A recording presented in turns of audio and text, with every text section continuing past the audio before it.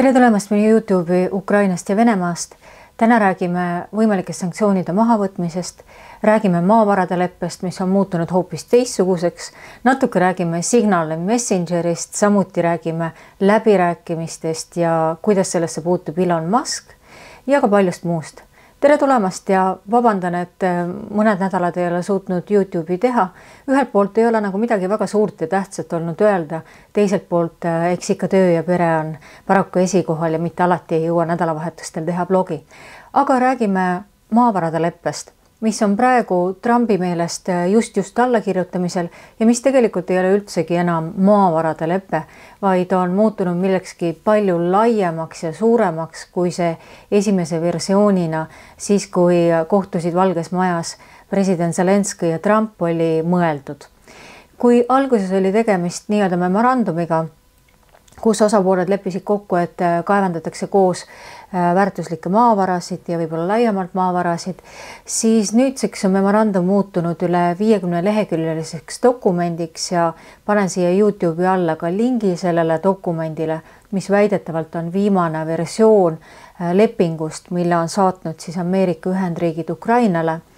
Ja see on tõesti nüüd juba leping ja leping, mis on USA õigusruumi jälgiv, mis on sellise tõelise lepingu formaadis ja käsitleb siis Delaware'i osariigis inkorporeeritud ettevõtet või fondi, kuhu peaksid hakkama laekuma tulud Ukraina maavaradest. Aga nüüd juba laiemalt maavaradest, see tähendab mitte ainult haruldased metallid, vaid kogu Ukraina territooriumil kaevandatavad maavarad, kaasa arvatud maagaas.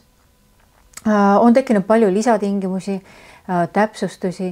Üks lisatingimus on näiteks, et kõik tulud konverteeritakse kohe dollariteks ja nad saadetakse üle piiri Delaware fondi. Teiselt poolt on tegemist fondiga, mida juhib 5 nõukogu liiget, kust 3 on Ameerika Ühendriikide esindajad, 2 on Ukraina. Ehk siis Ukrainal ei ole tegelikult lõplikku sõnaõigust, kuidas neid fonde kasutatakse. Samuti on see leping juba muutunud selliseks Ukraina rekonstrueerimise lepinguks ja uute investeeringute puhul, mis puudutab maavarasid, on ka Ameerika Ühendriikidel eesõigus. Ehk siis kui on mis tahes investeerimisprojektid, mis puudutavad maavarasid, siis Ameerika Ühendriikidel eesõigus öelda, kas nad tahavad selles projektis osaleda. Samuti ei ole endiselt puudutatud mitte mingeid julgeolekugarantiisid ja tegemist on pigem sellise suhteliselt karmi investeerimisfondi leppega, kus Ameerika Ühendriikide praegu antud üle 120 miljardi dollarine toetus, finantsabi, relvaabi on arvestatud fondi sissemaksena, ehk siis tal on jälle rahaline väärtus. See on punane joon Ukraina ja president Zelenskõi jaoks, kes on öelnud, et ta ei aktsepteeri varasemat finantsabi, mis on antud just nimelt abina, ei laenuna ega millegi muuna, kui see algselt oli ja see oli abi. Ja edasi on Ukraina valitsus öelnud, et analüüsitakse seda lepingut, tegemist on juristide poolt esitatud esimese lepinguga ja edasi Ukraina sellisel kujul teda alla ei kirjuta ja ei saagi kirjutada, kuna tegemist on USA õigusele vastava lepinguga, millest Ukraina ei saa sellisel juriidilisel kujul kinni pidada, aga et tegemist on juristide draftiga, mida saab edasi arutada. Ja ma arvan endiselt, et maavarade leping läheb edasi ja mingil kujul ka jõuab tulemuseni, aga kas see on kuidagigi lähemal sõja lõpetamisele, ma arvan endiselt, et seal ei ole omavahelist seost, ehk siis kui on rõhutanud Ameerika Ühendriigid, et julgeolekugarantiin on juba see, et nad on riigis kohal, et nende investeeringud on seal, siis ma ei ole kindel, et see tegelikult tagab mingitki suuremaid kaitsemeetmeid. Aga vaatame, sellepärast, et endiselt Donald Trumpi retoorika on olnud pigem sanktsioonide jätkamine ja Venemaaga läbi rääkimine, aga on juba esimesi märke, kus on tegelikult näha, et on tekkimas ka rahutus Donald Trumpi administratsiooni poolelt Venemaa suhtes ja Venemaa kokkulepetest kinnipidamise suhtes, sest kui Venemaa lubas ju relvarahu ja energeetika infrastruktuuri suhtes, siis ei ole mingeid märke, et ta sellest kinni oleks pidamas või isegi otseselt kavatseks kinni pidada. Vastupidi, praegu on toimunud kõige laiamahulisemad rünnakud Ukraina energeetika infrastruktuurile, kaasa arvatud gaasi. Ja ka Naftogaz on öelnud, et on tekitatud otseseid kahjusid gaasihoidlatele. Aga loomulikult Kreml, nagu oligi arvata, eitab kõike ja ütleb, et tegelikult neil on moratoorium vastulöökidele, kui Ukraina ise lööb. Ja see on selline mõttetu diskussioon, et kes millal mida alustas, mida sihtis, kuhu pihta sai. Et tegelikult endiselt ei ole otseselt märke, et Putinil oleks plaanis hetkel saavutada reaalne vaherahu. Samuti ei ole päris aru saada, mida peetakse silmas sellega, kui räägitakse, et rahuvalvajate saatmine Ukrainasse. Rahuvalvajad saavad olla siis, kui on tõesti rahu ja fikseeritud riigipiirju. Et näiteks rahuvalvajad olid peale Minski kokkuleppeid ja nad tõesti paraku tõdesid lihtsalt, et nii mitu korda rikuti relvarahu selleks, et fikseerida, milline osapool on rikkunud. Ja iga päeva, nagu ma ütlesin, alustati uudistes sellega, et mitu korda on rikutud relvarahu. Praegu aga on tegemist ikkagi kuuma rindega nii-öelda, ehk siis käib lahingutegevus, ei ole mitte mingeid piiranguid, mingeid piire milleski kokku lepitud. Et kas need rahuvalvajad siis või nii-öelda toetusväed või kuidas tahes seda sõna ei kasutaks, hakkaks siis aitama turvata infrastruktuuri kriitilist, aga mis siis, kui venelased ründavad ka seda, mida nad ka ründavad, sõltumata sellest, et seal on välissõdurid kohal. Venemaa on öelnud, et neil on ükskõik ja nad ei toeta seda, et välisriikide sõjaväed oleksid mingilgi moel kaasatud Ukrainasse. Kas siis need nii-öelda rahuvalvajad või lisajõud ei vasta rünnakutele, mis saab siis, kui nad hukkuvad. Ehk siis iseenesest on väga tänuväärne, et Prantsusmaa ja Suurbritannia ja loodetavasti ka Uus-Saksa valitsus on väga proaktiivselt toetavad ja mõtlevad, kuidas Ukrainat julgestada, aga samas formaadid on veel kuigivõrd arusaamatud.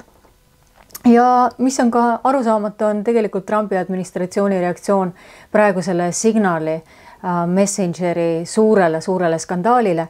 Ja kui ma ütlen skandaal, siis tegelikult arvab tõesti üle 70% Ameerika elanikest, et tegemist on kas väga tõsise rikkumisega või tõsise rikkumisega, et alateadus, et USA kõrgema administratsioon kasutas tegelikult lõpuni kaitsmata Messengeri Signal oma sõjaplaanide, rünnakuplaanide, kes kuidas väljendab, avaldamiseks ja omavaheliseks aruteluks ja siis kogemata kaasati ka The Atlanticu peatoimetaja nendesse sõjaplaanide aruteludesse, mis ei oleks pidanud üldse olema mitte mingis Messengeris, vaid loomulikult täiesti kaitstud valitsusside kaudu käima.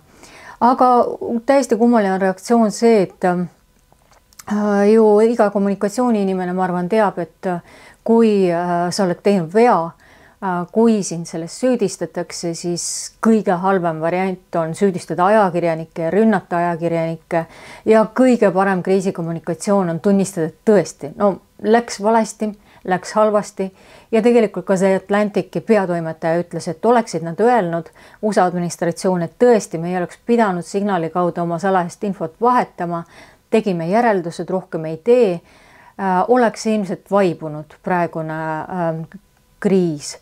Aga paraku nad hakkasid ründama tõesti ajakirjandust ja solvama ajakirjandust ja ütlema, et ajakirjandus valetab. Ja see põhjustas sellise usaldamatuse kriisi tegelikult administratsiooni vastu. Ja ukrainlased teevad loomulikult nalja, et mis on vähemalt hea märk on see, et nad ei kasutanud Telegrammi. Ja kogu selle pika jutuga ma tahtsingi tegelikult jõuda sinna, et on ju erinevad messengerid, mis on kasutusel, ma arvan, et meil paljudel. Aga kui rääkida Ukraina näiteks erinevatest julgeolekuasutustest või nendest, kes on tõesti turvalisuse suhtes ülimalt tundlikud, et need inimesed tõesti kasutavad Signalit pigem laialt levinud messengeridest, on ka muidugi selliseid, mis nii laialt ei ole levinud. Aga Signalit sealjuures seal saab ka panna keelu, et ei saa näiteks võtta screenshot'e sõnumitest. No muidugi saab teise telefoniga pildistada telefoni, aga ei saa võtta screenshot'e. Need, kes on natukene vähem tundlikud ja kellel on kasutaja mugavus võib-olla natuke rohkem tähtis, kasutavad Telegrami ja Telegrami siis krüptitult ja taimeriga ja secret chatiga ja erinevate selliste nõksudega, aga paraku tõesti Ukrainas leitakse ka, et Telegramil on nii-öelda backdoor loodud FSB jaoks, ehk siis FSB saab tegelikult infot Telegramist ja näiteks Ukraina valitsuse ametnikel on keelatud kasutada Telegrami ja nad kasutavad hoopis WhatsAppi omavaheliseks suhtlemiseks. Ühe teemane veel on läbirääkimised, mis toimuvad praegu nii Venemaa ja USA vahel kui ka Ukraina ja USA vahel. Ja ühe teemana väidetavalt on üles kerkinud teema ikkagi koostööst ja koostööst kosmoses. Ehk siis praegu koostöö kosmoses on jätkunud Roskosmose ja erinevate nii NASA vahel kui ka tegelikult NASA tellimusel SpaceXi lendude vahel selleks, et viia kosmonaute ühisesse ISS-i kosmosejaama, mida ju jagavad siiamaale koos nii Ameerika astronaudid kui ka Venemaa kosmonaudid ja on pakkunud nii Putin kui ka tema läbirääkija Kirill Dmitrijev seda, et võiks teha koostööd Elon Muskiga kosmoses. Nimelt on Venemaal arendatud selline väike tuumareaktori tehnoloogia, mida Muskil võiks vaja minna tema palju unistatud Marsi missioonil ja päris huvitav, kas Elon Musk saab nüüd selleks pretsedendiks, kes leiab, et tegelikult business as usual ehk siis edasine äritegevus Venemaaga on täiesti vastuvõetav juhul, kui seda on vaja või peaks vaja minema nende enda äri huvides. Praegu ei ole küll Elon Musk kuidagi märku andnud, et ta oleks huvitatud Vene tehnoloogiast või otsesest koostööst, aga rääkides sanktsioonidest, siis ju tõesti on kõige tähtsam see, et endiselt püsivad sanktsioonid Venemaa vastu. Ja ma arvan, et kui jätta kõrvale kõik see retoorika, mida praegu peetakse poliitruumis ja läbirääkimiste kontekstis, siis kõige tähtsamad märgid on see, kas võetakse ära sanktsioonid Venemaa soovide kohaselt erinevatelt pankadelt, kaasa arvatud Roselhozbankilt, mille kaudu realiseeritakse erinevat Venemaa toodangut ja see on ilmselt isegi kõige parem märk sellest, et kas Putinil õnnestub oma päevakorda läbi ajada või mitte, sest tegelikult sanktsioonid nii aeglaselt, kui nad mõjuvad ja on alguses peale öeldud, et sanktsioonid ei ole kiire tööriist, on nad siiski avaldanud väga palju mõju Venemaa majandusele, mis on praegu igati keerulises olukorras. Venemaa inflatsioon on 20–30%. Romir enam ei saa avalikustada oma infot, mida ta teab, tegelikke andmeid meil ju ei ole. Endiselt on intressimäär 21%, eelmine kord ka ei tõstetud, ei langetatud keskpanga poolt intressimäära, see on väga kõrge intress. Venemaal on jäänud ligi 40 miljardit likviidseid varasid oma heaolufondis ja likviidsed varad tähendab seda, et ta saab kasutada neid varasid selleks, et finantseerida erinevaid eelarve puudujääke või siis tõesti sõjategevust, üle kuumendada edasi majandust. Ja see heaolufondis alles jäänud summa on umbes võrdne Venemaa aastase eelarve puudujäägiga. Ehk siis tõesti ka sealt hakkab raha lõppema ja nüüd on eriti tähtis see, et Venemaa ei pääseks sanktsioonide alt. Ja praegu on öelnud ka Euroopa ja SWIFT näiteks on Brüsselis asuv organisatsioon Belgias, et nemad ei ole valmis tõstma või lift the sanctions ehk siis eemaldama sanktsioone Venemaalt, enne kui Venemaa on välja viinud oma väed Ukrainast. Kas nüüd nii konkreetselt see kõik läheb, aga paraku tõesti Euroopa ei ole valmis mitte mingeid kompromisse tegema. Õnneks vaadates, kuidas Venemaa ei ole oma poolt mitte mingeid samme teinud selleks, et tegelikke rahuläbirääkimisi isegi alustada. Isegi kui Venemaa ütleb, et hea tahte märgina vahetab välja vangid, siis mis hea tahte märk on vahetada vange. Venemaa peab ka ise oma kodanikud koju tooma, kuigi talle nad korda ei lähe, siis hea tahte märk oleks olnud, kui need 10 000 küüditatud lapsed näiteks koju tuua või vahetada vangid kõikide vastu või mis tahes muu. Mitte mingid märke ei ole ja seega sanktsioonid peavad jääma.